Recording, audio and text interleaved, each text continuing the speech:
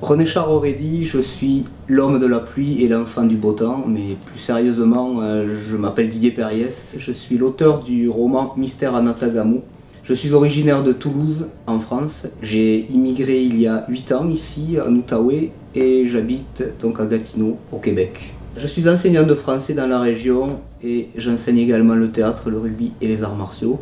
Dans Mystère à Natagamo, j'ai voulu raconter d'abord une bonne petite histoire avec des personnages attachants, principalement et au début du roman, deux jeunes filles qui entrent dans leur vie d'adulte et qui reviennent dans le pays de leur enfance finalement. Donc elles vont vivre des aventures périlleuses et risquées. Natagamo, la ville où se déroule l'action du roman, est d'abord située dans mon imaginaire, mais plus précisément elle est donc au nord du Québec, située entre trois villes qui sont Val-d'Or, Natashquan et Chibougamau. Le nord en Amérique symbolise pour moi l'aventure et l'exotisme. C'est exactement ce que je voulais mettre dans ce roman. Le nord du Québec est aussi une région qui n'est pas encore trop abîmée par les industries. De très beaux paysages, de grands espaces qui appellent l'aventure.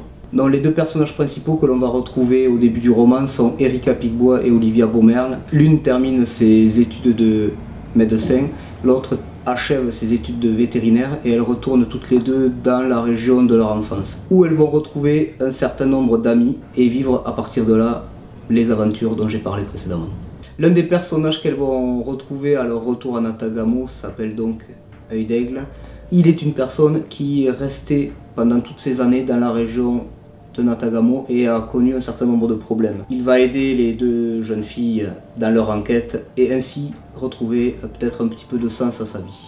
Est-ce que le roman intéressera plutôt les filles ou les garçons? Demandez à Œil d'Aigle, l'un des protagonistes, et il vous dira, aux gars bien sûr. Si vous posez la même question à Erika ou Olivia, les deux héroïnes, elles vous répondront, mais aux filles enfin. Alors c'est peut-être à vous de choisir. Y aura-t-il une suite aux aventures d'Erika, Olivia et Œil d'Aigle? À la fin du roman, la réponse est donnée. Attendez donc le signal, votre vœu exaucé.